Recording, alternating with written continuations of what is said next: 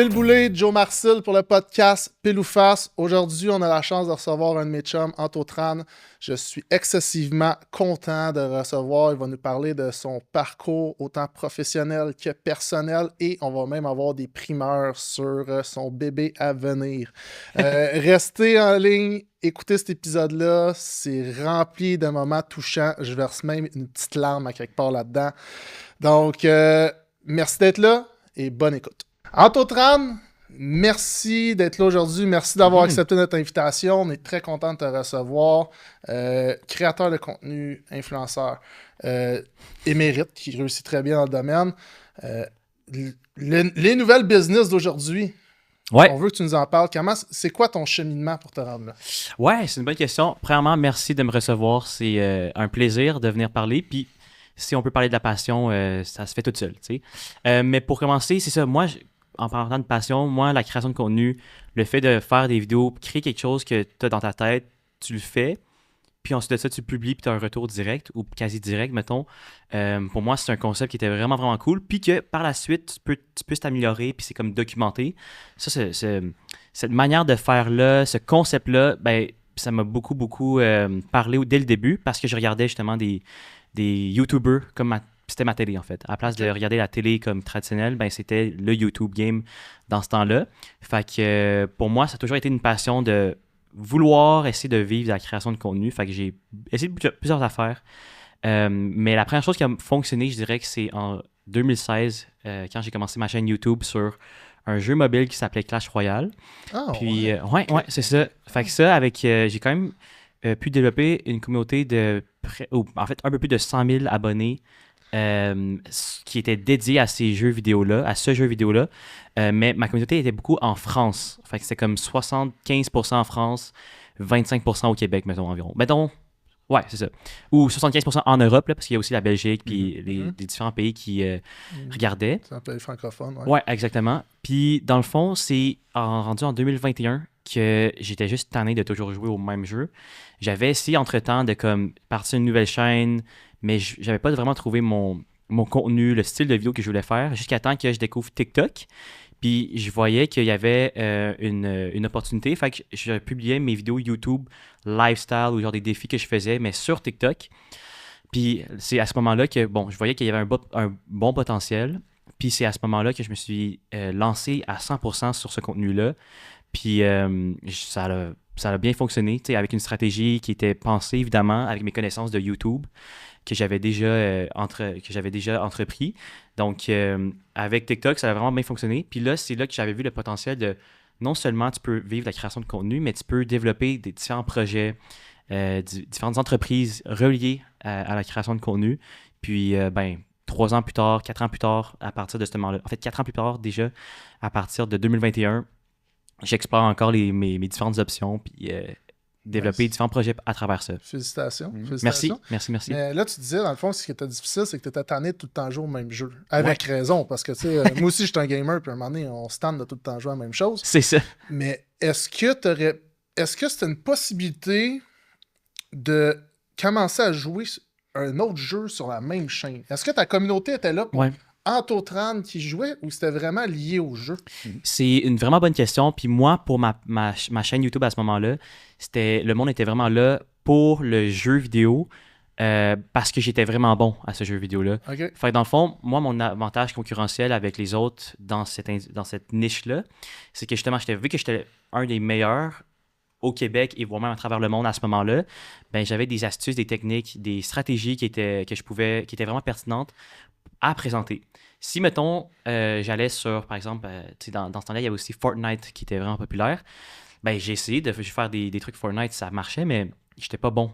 Genre, j'étais pas bon à ce jeu-là. Personne va suivre quelqu'un qui est poche. Là. Exactement. Faut que tu sois au-dessus de la moyenne. T'sais. En fait, il faut que tu sois bon au-dessus de la moyenne ou bien ultra divertissant. Puis ça, c'est juste pas ma personnalité, genre crier partout, puis comme... En tout cas, vous voyez, là, ce genre-là. Ouais, exactement. Très intelligent, dans tout ce que tu fais, tout est vraiment très bien structuré, mais c'est sûr que t'es pas la personne la plus extravertie exactement. de la planète. C'est ça. Fait que, ben, pour moi, c'était pas une option de me lancer dans d'autres jeux, malheureusement, ou c'était... j'aurais peut-être pu le faire, mais j'étais pas naturel, du moins. Fait que j'ai essayé d'autres choses qui me représentaient plus. Puis là, je suis pas content de rejoindre un public qui est quasi 100% au Québec. Puis, tu sais, je vois des retombées là-dessus de ça, puis c'est vraiment le fun. Déjà là, à ce moment-là, tu te faisais pas aider là, pour avoir créé ta communauté. C'était vraiment tes skills naturels, puis tes posts. Puis... J'ai jamais été aidé, entre guillemets, là, ou peu importe, ça a toujours été par moi-même, développer... Tu sais, j'ai beaucoup appris. Tu sais, avec YouTube, qu'est-ce qui est le fun, c'est que ça t'apprend beaucoup par rapport aux algorithmes, ou comment ça fonctionne, les plateformes, puis comment ils te recommandent vers à de nouveaux utilisateurs, puis comment tu fais pour garder une communauté, tu sais, et la faire grandir. Tandis qu'avec TikTok, ces skills-là étaient juste exponentiels parce que c'était des vidéos qui étaient encore plus courtes, c'était plus facile à faire. C'était juste les concepts qui étaient différents, puis à la place que ce soit horizontal, c'est vertical. Mm-hmm. Ouais. Mais là, ça m'amène à une autre question, une réflexion que j'ai eue, puis c'est une des questions que je me suis écrite parce que je réfléchissais à ça. Toi, tu viens d'une famille vietnamienne traditionnelle. Absolument. Tes frères, c'est des professionnels. Ouais. Ça a été comment l'acceptation d'une famille vietnamienne traditionnelle avec des mœurs et des coutumes traditionnelles? Puis ça a dit, moi, je suis créateur de contenu. On sait qu'un influenceur créateur de contenu, ça ne travaille pas, right? C'est ça, non. C'est la base. Tu commences dans... C'est quelque chose que moi, je croyais fermement. Jusqu'à ce que je commence à rentrer dans ce monde-là et à côtoyer des créateurs de contenu, que je me suis rendu compte à quel point la charge de travail est immense. C'est quand tu fais ton premier vidéo tout seul dans la vie que tu te rends compte qu'il y a une grosse charge de travail. Exact. C'est quand ça a l'air facile que ça paraît facile, dans le fond. Là. Mais ouais, non. Tu sais, je pense qu'il y a beaucoup de réflexion derrière le contenu qu'on fait. Mais pour répondre à la question, je pense que je suis quand même très chanceux d'être dans une famille qui est assez ouverte. Tu sais, moi, j'ai commencé à faire des vidéos YouTube depuis très jeune, là, genre 12-13 ans, mettons. Puis mes parents me laissaient faire ça tant que j'avais toujours des bonnes notes puis que je sois assidu à l'école. Puis heureusement, je pense que pour moi, l'école, c'était quand même quelque chose que j'avais une bonne facilité pour la plupart des matières. Fait que je suis très reconnaissant pour ça. Fait que je pouvais quand même, tu sais, vraiment jongler entre les deux, là, faire mes vidéos puis avoir des bonnes notes à l'école pareil. T'as jamais négligé l'aspect académique pour tes vidéos? Absolument. Jusqu'à, mettons, je dirais, à l'université où ce que là, à ma 4e session HEC, j'ai dû faire un choix parce que là, ça devenait... la création de contenu devenait une vraie job business. Puis, tu sais, là, à ce moment-là, il faut faire des choix pour choisir. Absolument. Et au HEC, ton objectif, à moins que je me trompe, c'est d'être en affaires. Oui, c'est vrai. Graviter au monde des affaires. Fait que t'es comme...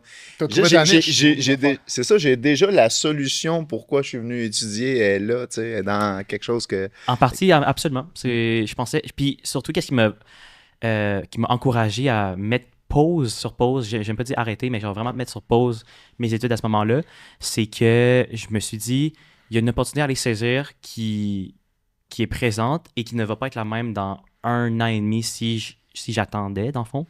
C'est pourquoi j'ai décidé d'y aller à ce moment-là. Puis j'avais aussi des bons résultats assez pour indiquer que c'était calculé, là, puis pas juste comme... C'est pas un feu de paille, là. Ouais, c'est vrai qu'il y avait quelque chose qui était possible de faire avec ça, puis d'en faire une carrière. Absolument. Est-ce que ton parcours à HEC t'a amené des outils aujourd'hui que tu utilises dans ta création de contenu puis dans ta structure d'entreprise? Je repose ma question différemment. Ouais. Pour un jeune qui est intéressé à aller, qui t'écoute, puis qui fait « OK, mais là, il n'a même pas eu besoin de compléter son HEC pour faire ce travail-là, puis ce jeune-là est intéressé par là. » Est-ce que tu recommanderais quand même aller chercher des outils académiques qui peuvent être transposés dans la vie de créateur de contenu? Ouais, je réponds ça comme ça. Moi, je pense que tout ce qui était école, fait autant secondaire, cégep, université, ça m'a beaucoup appris à être structuré puis à bien remettre les choses à temps. Puis que si, oui ou non, tu le faisais, tu avais soit des conséquences ou bien des résultats. Fait que ça, ce concept-là, ça m'a beaucoup aidé. Et aussi à faire des trucs que tu n'aimais pas, mais que tu devais faire parce que c'était important. Fait que ça, je pense que ces notions-là m'ont été bien bénéfiques. Si on parle, mettons, des cours spécifiques puis de la matière que j'ai apprise dans mes cours au HEC, il y a sûrement des notions qui m'ont permis de développer sans le savoir quelque chose, mais je pense que pour de vrai, ce que moi j'ai développé, puis c'est quelque chose qui est ultra niché aussi, là, c'est à travers la pratique. Parce que tu peux pas devenir bon en faisant des vidéos si t'en fais pas. Si t'en fais pas, exactement. Ça, c'est différent, mais mettons au niveau... sinon, il y a un prof que j'ai rencontré en particulier, que lui, je trouve que c'est vraiment c'est un gros entrepreneur qui a bien réussi, puis lui, il faisait ça juste pour le fun, dans le fond. Fait que c'est drôle que ce soit la session que j'ai finalement délaissée, finalement. J'ai mis ça sur pause. Mais ce prof-là, on a encore un petit contact, puis c'est intéressant d'échanger avec maintenant, tu sais. Parce que tu es un défricheur, tu sais, dans le monde des influenceurs. Tu sais, c'est ça, parce qu'il n'y avait rien. Tu sais, fait que c'est difficile de se faire coacher par quelqu'un qui coach du conventionnel ou des entreprises conventionnelles ou tu sais, aller prendre un coach pour grossir un cabinet de services financiers versus grossir quelqu'un, l'influence que quelqu'un a. C'est pas du tout la même chose. Là, tu sais. 100%. Ben, en fait, si je peux rajouter à quelque chose à ça. Tu peux rajouter tout ce que tu veux. Ouais, c'est ça. Ben, dans le fond, je pense que ce qui m'a ouvert les yeux, par contre, au HEC, c'est comment un peu le monde de la business corporative peut, genre, gérer leurs affaires ou c'est quel type de profil ou les différents types de profils qu'il y aurait pour avec qui tu vas dealer quotidiennement, tu sais. Fait que, mettons, ben, tu sais, en voyant le monde avec qui je suis à l'école, puis ce monde-là, finalement, qui sort de l'école du HEC, ben ça va être souvent peut-être des collaborateurs ou bien ils ont le même profil que ceux avec qui je collabore à tous les jours aujourd'hui. À travers, mettons, des agences avec qui je collabore, des entreprises, des directeurs, directrices marketing. Fait que ça, dans le fond, ça m'a vraiment permis de comme voir, OK, ben eux, ils ont grandi puis ils ont appris dans ce cadre-là. Voici comment ils pensent. Fait que je vais essayer de les accommoder puis les aider dans ça, tu sais. Fait qu'il y a aussi comme ce cadre-là que ça m'a ouvert les yeux sur certaines choses. Mais si on parle de skills puis de faire des vidéos, ben ça, c'est sûr que j'ai appris par moi-même. Mais si on parle de monde de la business, ben ça m'a ouvert les yeux sur certaines choses, en effet. Puis là, tu dis que tu as appris par toi-même beaucoup de choses à travers ce métier-là. Ouais. Est-ce que c'est un peu dans cette optique-là que tu as commencé à donner, tu as créé une école de formation, si on peut dire?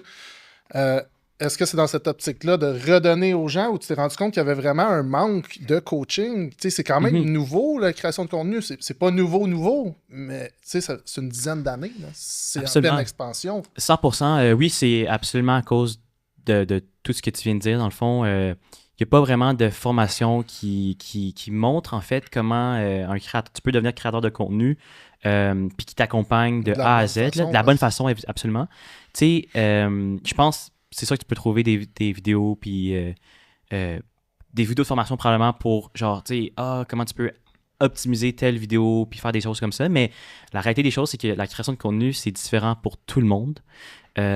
Pour autant les entrepreneurs que les créateurs de contenu et les créatrices de contenu. Fait que ça nécessite un accompagnement concret et personnalisé, et c'est ça que je voulais offrir sur le marché, dans le fond. Mais tu sais, c'est vraiment quelque chose qu'on veut vraiment lancer comme low-key en ce moment. Fait qu'on roule des pubs ici et là, mais on a trop de demandes, on peut pas toutes les traiter parce qu'on veut bien, mais tant mieux, c'est bien bon les faire. Là. Ouais, c'est ça. Ça veut dire que tout ce que tu fais, toi, en tant qu'entrepreneur, créateur de contenu, est fait de qualité. Parce que sinon, les gens ne pourraient pas être associés à ton nom. Absolument. Félicitations pour merci ça. Beaucoup. Merci beaucoup. Ça m'amène à une autre question. Je sais à quel point ta femme, Liz, que je salue d'ailleurs, qui est absolument incroyable. Oui. Mais je sais à quel point c'est un pilier de ton entreprise. Absolument. À quel moment tu t'es rendu compte qu'avec le support de ta femme, ça va pouvoir vous permettre d'aller plus loin? Je pense que ça a été quelque chose de vraiment graduel. T'sais. À la base, au début, comment on a commencé à travailler ensemble, c'est que, bon, là, après quelques mois qu'on sorte ensemble, on avait un super bon fit relationnel, puis ça allait et ça va super bien. Dans le fond, le but dans ça, c'était juste de essayer de passer un peu plus de temps ensemble. Fait que là, au début, c'était comme, OK, je peux t'engager pour faire des courriels, par exemple, pour gérer cette partie-là. Puis à ce moment-là, vu qu'on était déjà toujours ensemble, puis je lui parlais déjà de tout ce qui se passait, il était toujours up-to-date. Fait que ça allait être... C'était un fit naturel. Exactement. Absolument. Mais là, de plus en plus que le temps avançait, de plus en plus, ça prenait un gros rôle, mettons, tu sais, de passer de juste les courriels à la négociation avec les clients. Ensuite de ça, gérer les clients.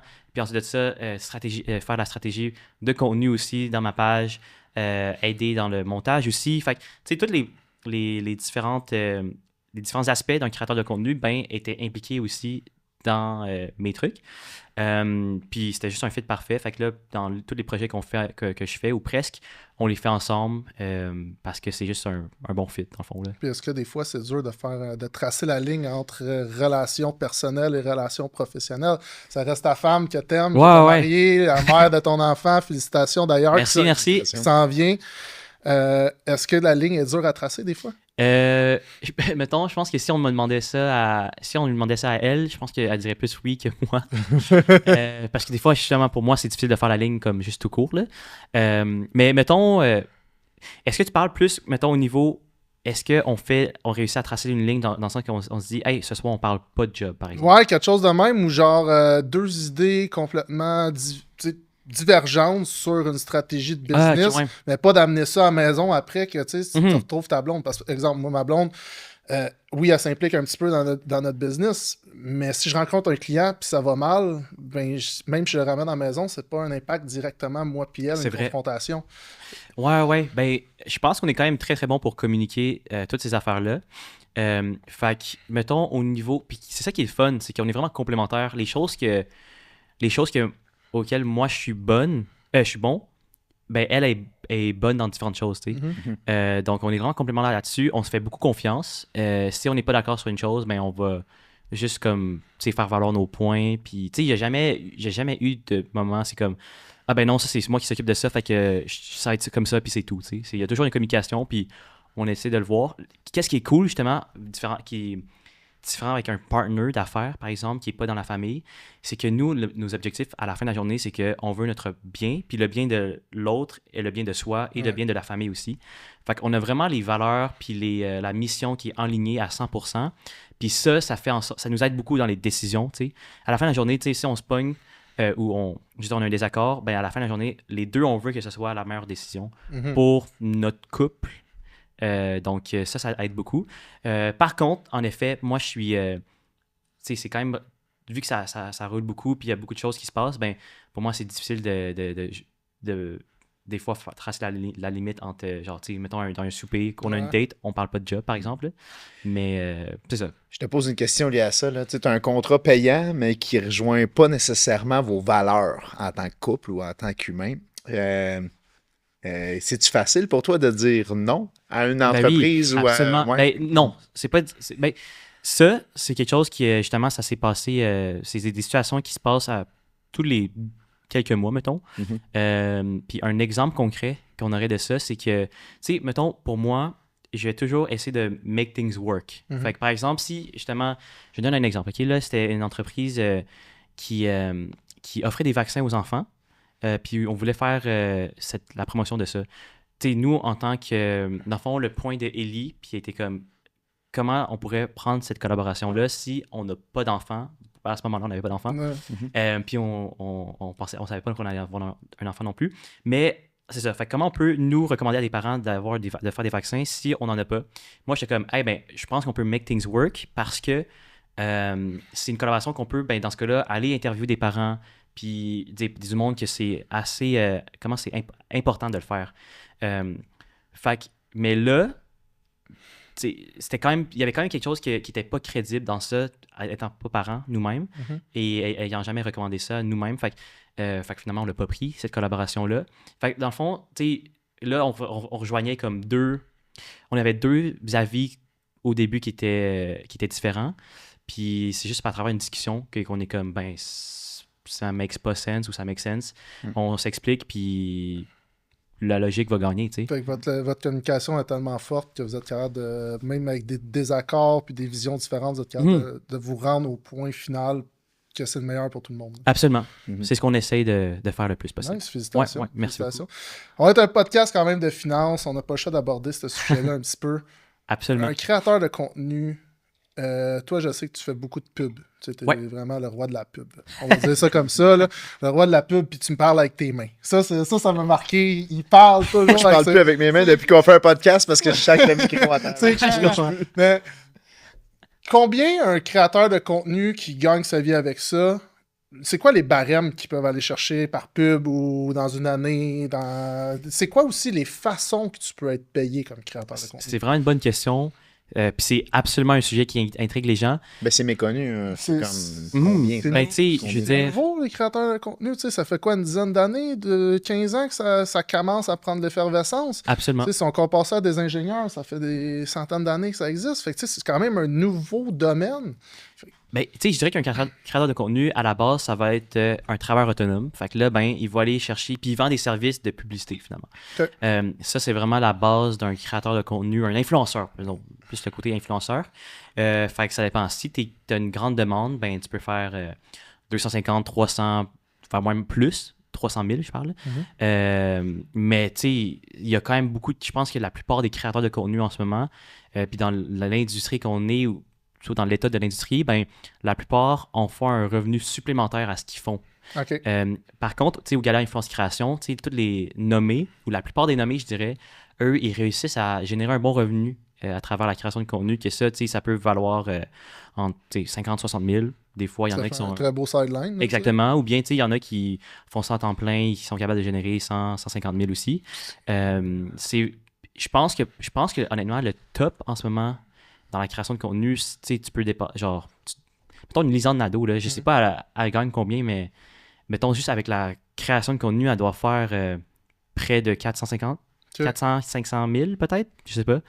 Fait qu'il y a moyen, en fait, une fois que tu deviens populaire puis que tu fais bien tes choses aussi, parce que, tu sais, on est dans un environnement aussi, se faire cancel, ça peut arriver. Fait que tout doit être pensé, tout doit être réfléchi. Fait qu'une fois bien fait, bien structuré, avec une belle notoriété, il y a façon de gagner sa vie très adéquatement. Là. Ben oui, absolument. Mais c'est ça le truc, c'est que, tu sais, mettons, une année que tu fais, on va dire 150 000, ben il n'y a rien qui te garantit que l'année d'après, ça va être un chiffre plus haut, égal ou plus bas, tu sais. Fait que c'est quelque chose que tu dois toujours te renouveler. Puis je pense que c'est plus ça qui est difficile dans la création de contenu, c'est de savoir te renouveler, savoir qu'est-ce que les gens veulent voir, puis qu'est-ce qu'ils aiment, puis qu'est-ce qui peut te rejoindre, puis qu'est-ce que tu peux présenter par la suite. Je pense que c'est ça qui est difficile dans la création de contenu. Mais qu'est-ce qui est le fun maintenant, c'est que la barrière à l'entrée est super basse. Tu as juste ton téléphone, peut-être un micro si jamais tu veux investir dans quelque chose, ben tu peux publier, tu sais. Mais tu sais, il y a quand même différentes manières de faire, de vivre comme créateur de contenu. Ben, mettons, pour moi, c'est beaucoup des collaborations, des publicités avec des marques. Mais tu sais, tu peux aussi faire une chaîne YouTube où ce que là, tu avais le ad revenue. Okay. Fait que, tu sais, dans les vidéos qui passent, dans les pubs qui passent avant ta vidéo puis entre tes vidéos, ben ça, tu as un pourcentage du revenu que YouTube y charge à leurs annonceurs. Sinon, tu sais, il y a plein d'entrepreneurs comme vous, tu sais, qui utilisent les réseaux sociaux pour promouvoir leur business. Aller chercher une notoriété. Exactement. Aller partager du contenu éduqué qui nous ramène des revenus. Des revenus des clients, des clients potentiels. Fait que qu'est-ce qui peut être exploré à travers, comme un créateur de contenu, c'est de partir sa propre business ou partir sa marque, partir un produit, partir un service, puis à travers ça, ben, générer des revenus ou aller chercher des clients, dans le fond. Merci. Merci du partage, c'est super intéressant.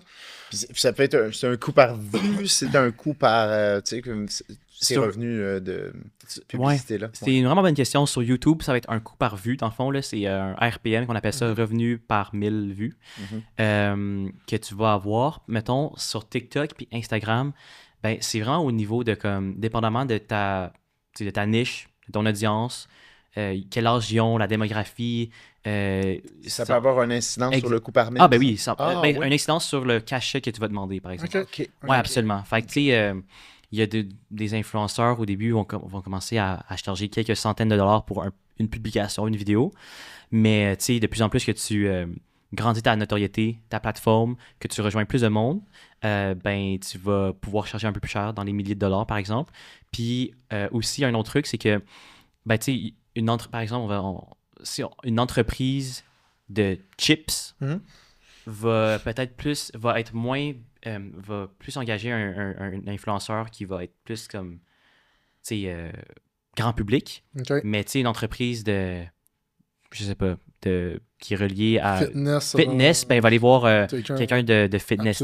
Fait que ça aussi, ça peut jouer une incidence dans les prix. Fait que vraiment, nous autres, on vendrait des chips. Ouais, c'est ça. C'est en train de dire c'est parce que je suis gros. Il est en train de rire de ma bédaine sur mon podcast. Pas de lui au rythme.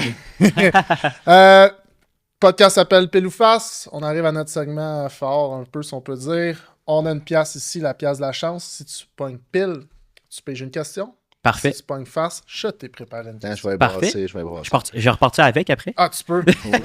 C'est ton cachet. C'est ça, c'est ma paye pour aujourd'hui. Ouais, c'est ça. Fait que, go. C'est pile. Pile, c'était moi qui... Ouais. Parfait. Fait que je pige une question, puis je te la pose, right? Ben, je vous la pose, en fait. Non, tu y réponds. Oui, tu lui réponds. Ben oui, bien sûr. Oui. Ok. On parle jamais d'argent, nous autres. Ouais, c'est ça, c'est bon. Parfait. Donc, la question numéro 11. As-tu déjà envisagé d'avoir plusieurs sources de revenus? Si oui, comment? Absolument. Ben oui. En fait, c'est la chose sur laquelle je travaille en ce moment le plus fort, là, je dirais. En ce moment, mes revenus sont très, très, très liés aux collaborations que je fais. Depuis, je dirais, 1 an, je pense en 2024, j'ai beaucoup travaillé pour diversifier à travers différents projets comme un qu'on est super fiers, c'est 10-4 Info.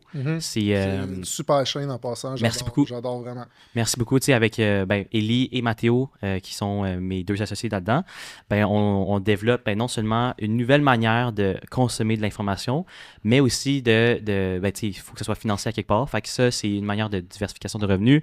Justement, le programme de coaching, d'accompagnement, ça aussi, c'est une initiative pour faire ça, évidemment.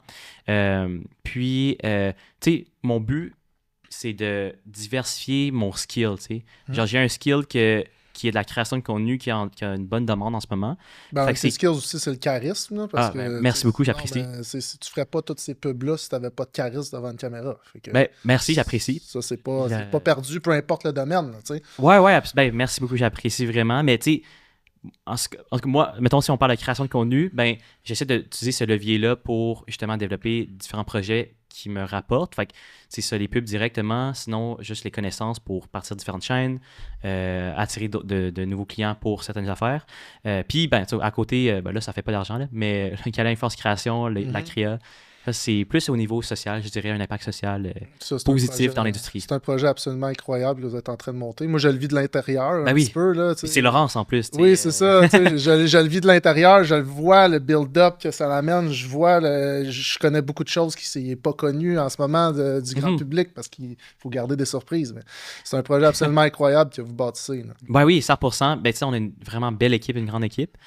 Surtout des très bons partenaires que j'ai dans ça. Là. Mais c'est des différents projets comme ça que tout ce que j'aime puis que je sens que je peux faire puis que je peux bien faire, je vais le faire.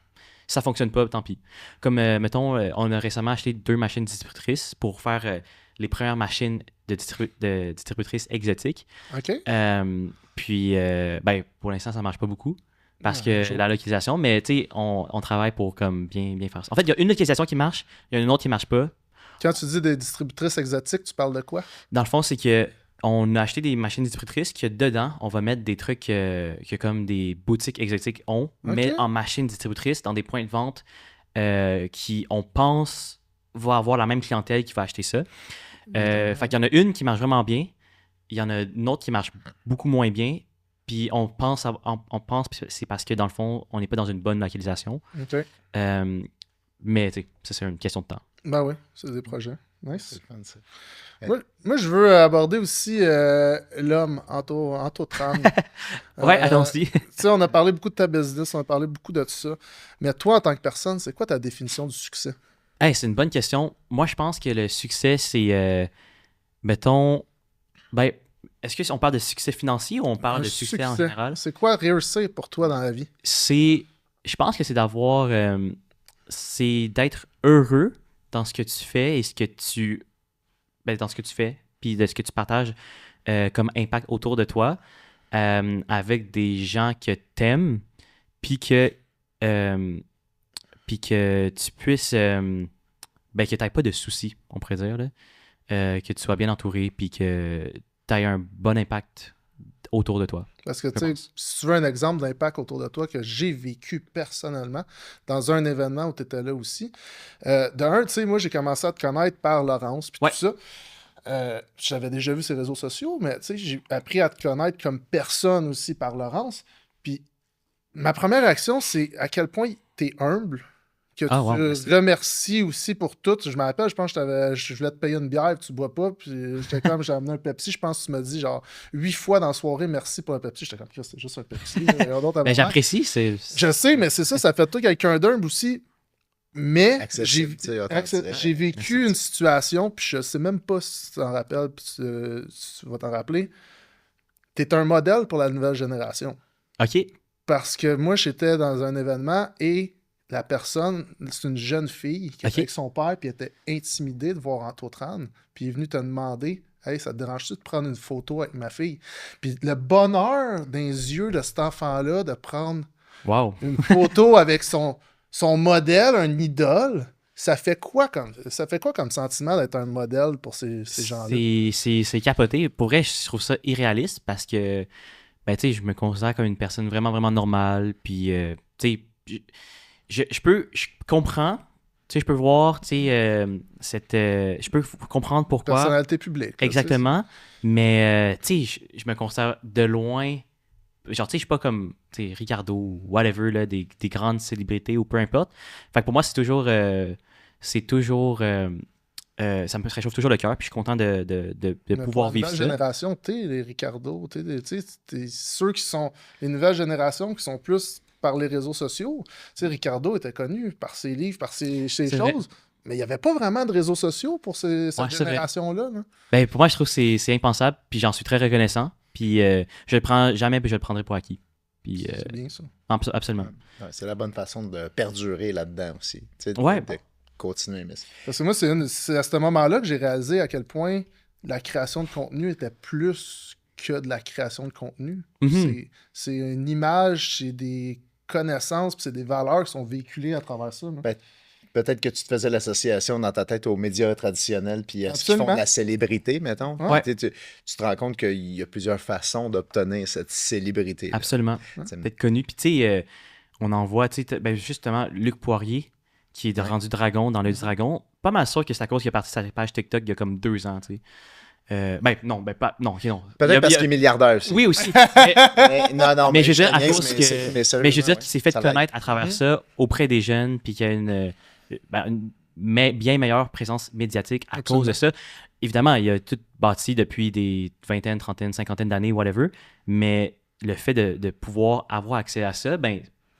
J'ai l'impression, du moins, que ça rend accessible. Ça rend accessible les choses, exactement. Les réseaux sociaux, ça rend accessible. Tu n'as pas ton émission le mardi soir à 7h qui passe à la télé, que tu vas voir ton artiste à travers ça. C'est ça, exactement. Tu peux le voir dans son day-to-day au quotidien. Absolument. Puis, ben moi, je trouve ça capoté. Là. Genre, des fois, je réalise, je suis comme, oh my God, c'est tellement fou. Genre, dans l'espace de 2 semaines, mettons, la semaine passée, cette semaine, puis la semaine qui s'en vient, dans le fond, 3 semaines finalement, je trouvais ça quand même fou de, tu sais, juste reach out aux principaux chefs politiques au Québec, puis juste leur dire, hey, je vais vous faire tester une barre de chocolat. Êtes-vous down? Puis ils sont comme, ouais, on se rencontre là pour une vidéo, tu sais. Ça, c'est capoté, je trouve. Hein? C'est complètement fou. Oui, absolument. Moi, je les reach out pour une barre de chocolat, ils vont penser que je suis un violeur. mais écoute, je regardais ton vidéo avec le premier ministre, tu sais, puis j'étais comme avec sa petite fourchette en bois, puis ça me faisait bien rire. En même temps, t'es comme... Les jeunes regarderaient pas le premier ministre faire une allocution plutôt à Radio-Can, mais ils vont le regarder sur ton podcast, dans une création de contenu, excuse-moi, puis ils vont dire « Ah, mais Crime, il est plus sympathique qu'on pense. » Ça vient adoucir un peu l'image qu'on a de lui, puis c'est une personne normale qui mange. Ben oui, 100%. En fait, je donne toujours l'exemple de Ricardo, mais quand j'ai rencontré Ricardo, puis que j'ai vu qu'il était tellement terre-à-terre, humble justement, puis qu'il prenait le temps avec les gens, c'est là que j'ai réalisé, genre, c'est à partir de ce moment-là, je me suis dit, oh my God, tout le monde est pareil. Puis, c'est là que j'ai réalisé que, comme, ben, à partir de ce moment-là, j'ai plus jamais été stressé pour rencontrer quelqu'un. OK. Parce que j'ai vu comment il était authentique, puis, en tout cas, je trouve que c'est un beau modèle. Oui, ben, absolument. Avec tout le temps qu'il est là, il n'y a jamais eu de mauvaises choses, une mauvaise presse sur lui, tout le temps a été droit, tout le temps bien fait ses affaires. Absolument. C'est en effet un beau modèle. Tu considères-tu que c'est un de tes modèles à suivre ou c'est qui ton modèle à suivre? Je pense que j'ai un mix de beaucoup de gens, tu sais. Mettons, Ricardo. Je trouve que le fait d'être vraiment, vraiment bon, puis d'avoir été constant depuis si longtemps dans l'œil du public, puis même avoir bâti une brand que Ça transcende les générations. Je trouve ça vraiment impressionnant. Mais tu sais, à la fin de la journée, comme il a bâti cette brand-là à travers le contenu aussi, tu sais, c'est quotidienne à toujours cuisiner constamment. Ben, ça a fidélisé une grande clientèle. Et surtout, ça a même inspiré toute une génération de maintenant créateurs de contenu foodie qui font ça en ce moment. Ils ne peuvent pas dire qu'ils n'ont pas d'inspiration un peu. C'est lui, là. C'est Ricardo dans la bouffe. Fait que ça, je pense que c'est définitivement un de mes grands modèles. Moi, je trouve que Olivier Primo fait vraiment bien la promotion de ses business à travers le contenu.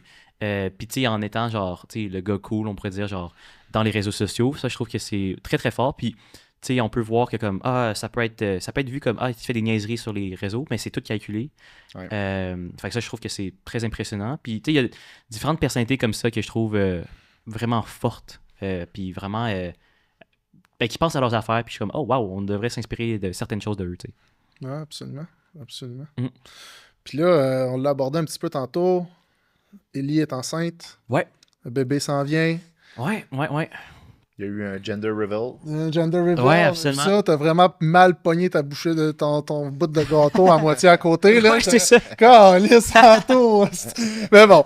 Non, mais ça ça aurait pu être stagé, c'est le fun. C'est ça, c'est authentique. C'est authentique. Non, écoute, ça, c'était voulu. Parce que, dans le fond, j'ai coupé ce bout-là, mais c'est Ellie qui m'a dit de le mettre plus dans le côté parce qu'on voulait manger le gâteau par la suite. Puis si c'est au milieu, ben on a pu pouvoir le manger. Tout est une question de gourmandise à la fin. Oui, il était-tu bon, moi, le gâteau? Ouais, moi, j'ai bien aimé. Ouais, la peine? Ouais, 100%. Elle a dit qu'il était bon parce qu'elle l'a mangé. C'est ça. Ben, écoute, moi, j'ai coupé ça aussi au montage, mais juste après, ben, la première chose que j'ai faite, c'est prendre une petite bouchée de gâteau, finalement. Ben oui, j'espère. J'espère, tant qu'elle l'avoir scrappé. Mais c'est ça, j'en reviens à ma question. T'as-tu une crainte liée... parce que personne ne sait c'est quoi être père jusqu'à temps que ça l'arrive. T'as-tu une crainte? C'est quoi c'est sûr que t'as une crainte. C'est quoi ta crainte? Ouais, en fait, on dirait qu'en ce moment, c'est comme si c'était un peu irréel. Je pense que le gender reveal, le fait de savoir que c'est une petite fille, finalement, c'est comme, oh my god, ça devient plus réel. Je pense que d'ici les prochains mois, ça va encore plus me frapper. Mais je te dirais que je pense que, ben, premièrement, il y a le premier concern, les premières craintes que j'ai, c'est comme, comment tu fais pour gérer un bébé, genre? Comme, qu'est-ce qui se passe s'il pleure, ou si elle pleure, en fait? Tu sais, comment tu fais pour savoir de quoi qu'elle a besoin? Puis... Je vais te donner un truc. Là. Ouais. L'été, là. Ouais. Laisse-le pas dans le char tout seul. Ouais, c'est parfait. C'est mon premier truc que je te donne. Si vous avez besoin d'autres trucs, si Coach Phil est là. J'ai jamais vu la fille à Philippe tout seul dans un char. Il applique vraiment ce qu'il dit. Merci, je prendrai tous tes conseils. Mais 100%, non mais sans blague, pour vrai, je sais pas si toi ça t'a fait un flash, mais mettons, moi ça m'a fait aussi repenser comme, hey, finalement, on va vraiment avoir quelqu'un qui va comme vivre après nous puis qui va dépendre de nous au début, mais tu sais, qui va grandir dans sa personne. Fait que là, c'est comme, oh my god, ben, il faut que je sois plus... Tu dis, il va grandir dans sa personne. Oui, il va grandir dans sa personne, mais sa personne va être créée aussi en fonction de ce que vous lui apportez. Fait que ça, c'est un risque aussi. C'est une éponge. Oui, c'est un risque. c'est un risque. C'est ça le problème. C'est ça. Mais j'ai vu pire comme risque. Là. Ouais, ok, bon. Ça devrait être ça. Je te l'ai écrit à matin, là, puis tu vas voir, c'est le plus beau cadeau que tu peux avoir. Puis, tu sais, moi, j'ai une petite fille, puis jamais, tu sais, tous les gars veulent un petit gars, tout ça, mais jamais, depuis que j'ai ma petite fille, j'ai un lien unique avec elle qu'un père et une fille ont. Tu vas voir, c'est absolument fantastique. J'ai hâte. Puis comme je t'avais répondu, j'ai vraiment hâte de découvrir ça. Puis, non, ça te rend émotif. Ouais, c'est cool. Oh my god. Ok, bon. C'est parfait. Ouais, quand j'en parle, ça me fait tant une petite larme. Oh my god. Ben, j'ai hâte de découvrir ça, justement. J'ai peut-être, tu sais, tous les... Je me parle quand même, puis on se parle aussi, Ellie puis moi. Puis je pense que, comme, tu sais, on est vraiment bon pour figure it out au moment même. Mais il y a une question, et justement, je parlais de ça avec Ellie juste hier, c'est comme, oh shit, faut qu'on laisse le monde, la planète d'une belle manière aussi, tu sais. Dans le sens qu'il faut avoir un impact positif, autant social, toutes les questions puis les incertitudes qu'on a en ce moment, ben je voudrais pas que ça l'affecte notre petite fille, tu sais. Puis que ça, c'est vraiment quelque chose que je me suis plus mis à penser à partir de hier. Tu vas voir, t'arrêteras pas de te poser des questions, t'arrêteras pas de te demander si tu fais la bonne chose, t'arrêteras pas, mais genre, tant que t'arrêtes pas, c'est correct. J'avoue, c'est vrai. C'est ça. C'est vrai que si tu t'arrêtes de te poser des questions, c'est qu'il y a quelque chose qui... Ben, c'est parce que tu seras Ouais. jamais parfait. Là. Ouais, c'est vrai. Fait que, tu sais, tant aussi longtemps que tu vas continuer à essayer de faire le mieux, ça va bien aller. C'est vrai, mais merci. Moi, j'ai pas d'enfant, mais ce que je me dirais si j'en avais, OK? Au nombre de gens stupides qui font n'importe quoi avec les enfants, je me dis, je m'en sortirais bien. Je pense que ce serait ma première... Puis on n'a pas à s'en faire trop, je pense. Non. Je dis toujours ça à Ellie. Je dis toujours ça. Je dis... Tu sais, des fois, on est comme, oh my god, si cette personne a réussi à avoir un kid puis qui sort pas mal, je suis comme, on devrait être correct, tu sais. Exact. Exactement. Puis faut pas s'en faire plus que ça. Non, c'est vrai. Non. Il nous reste 2 petits segments. Absolument. Je te fais un rapid fire. On Parfait. commence par ça, puis après ça, j'ai la question qui tue. Good. Puis j'ai bien hâte de voir ta réponse là-dessus. C'est bon. OK, t'es prête? Ouais. Je veux pas que tu réfléchisses trop. Première chose qui vient en tête. Des publicités en ligne ou télévisées? En ligne. T'es plus axé vers les produits technologiques ou la mode? Technologique, 100%. Tu préférais une collaboration avec une grande marque ou une start-up? Grande marque. Story? Québécoise. Québécoise. Story ou post? Vidéo. Pause vidéo. Ah, mais c'est ma prochaine question. Vidéo, photo? Vidéo. Ouais. Absolument vidéo. Des produits de beauté ou des gadgets? Gadget. Tu préfères collaborer avec des amis ou travailler en solo? Solo. Solo? Ouais. Produits qui sont axés écologiques ou des produits traditionnels? Qu'est-ce que tu veux dire? Mettons, c'est quoi la... Des produits avec une Bonne empreinte écologique. bonne empreinte écologique ou vraiment des produits traditionnels que... On considère que traditionnel étant pas très écologique. Ouais, non, j'aurais pu repenser. On la saute, celle-là. C'est Ok, bon. Mais si j'avais un choix, ce serait évidemment empreinte écologique. C'est ça, Mais je pose la question. Ça serait hypocrite de dire que j'utilise juste des trucs d'empreinte écologique. Fait que c'est plus ça. T'as Mais travaillé cette question-là. Là, Parfait. Événement en direct ou en ligne? Direct. Oui. Ouais. Genre en présentiel, Ouais, dans le fond. Ouais, ouais. 100%. Des produits de luxe ou des produits abordables? Pour certaines choses, produits de luxe, mais pour la plupart, produits abordables. Travailler avec une agence ou en indépendant? Indépendant. Contenu spontané ou planifié? Spontané. Collaboration locale ou internationale? Local, mais le truc, c'est que international ont beaucoup plus de budget. OK. Fait que, ouais. Et ma dernière question, la bouffe vietnamienne ou italienne? Oh, ça va être controversé, mais italienne. Ouais? Ouais, je suis désolé, maman. Non, mais pour vrai, en fait, c'est vraiment drôle. C'est une petite anecdote, là, mais dans le fond, tu sais, moi, j'ai grandi justement dans une famille vietnamienne, donc on mangeait à tous les jours du vietnamien. Moi, je capotais quand j'allais chez mes amis, mettons, tu sais, au secondaire, whatever, puis qu'on mangeait du spaghetti. Genre, spaghetti... C'était hot, là. Ouais, c'est ça. Je capotais, j'adorais ça. Puis, parce que j'en mangeais jamais, finalement. Puis, mettons... Puis tes amis venaient chez vous, puis ils devaient capoter de manger. Aussi. Typiquement vietnamien. Exactement. Mais, mettons, si tu demandais à ma mère, elle dirait que je suis difficile au niveau de la bouffe vietnamienne. OK. Ouais. OK. J'ai comme quelques plats que j'adore. C'est-tu difficile dans la vie de tous les jours? Pas nécessairement, non. Il y a juste les fèves que j'aime pas, puis les haricots. Mais mettons, à part de ça, je devrais être good. Si on veut te faire plaisir, là, on t'amène nous au souper. Ben c'est ça, je suis quand même diversifié. Tu sais, je peux autant vraiment aimer, par exemple, un bon steak, comme tu me fais découvrir un resto vegan. Sinon, tu sais, un bon restaurant italien, c'est toujours winner, mettons. Fait que je suis vraiment ouvert à tout. Tu sais, des sushis, resto vietnamien aussi, évidemment.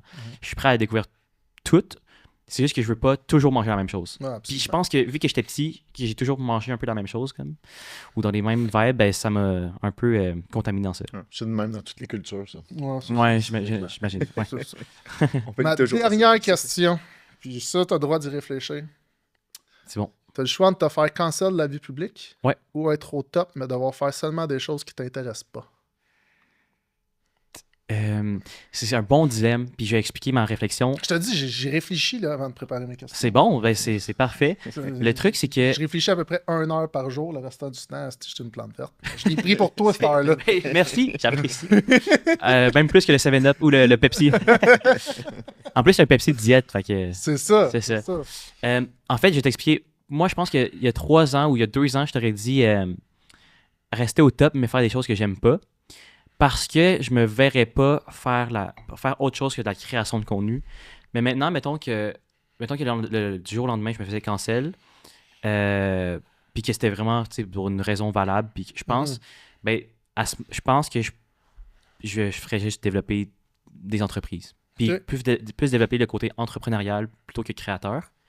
Puis j'aurais autant de fun, en fond. Je pourrais vraiment bien vivre puis être épanoui dans ça. Nice. Mais Anto, merci de ton partage. Merci d'avoir accepté notre invitation. C'est vraiment un grand honneur pour nous de t'avoir reçu. On est vraiment heureux de ça. Ben moi aussi. Merci beaucoup. Super cool. Si ceux qui ne te connaissent pas, c'est où qu'on te trouve? C'est quoi tes noms sur... c'est où ça se passe? C'est Antotran sur TikTok, Instagram, LinkedIn, YouTube, partout. Antotran, partout. On le trouve, on le suit. Absolument. Excellent. Merci, Anto. Merci à vous.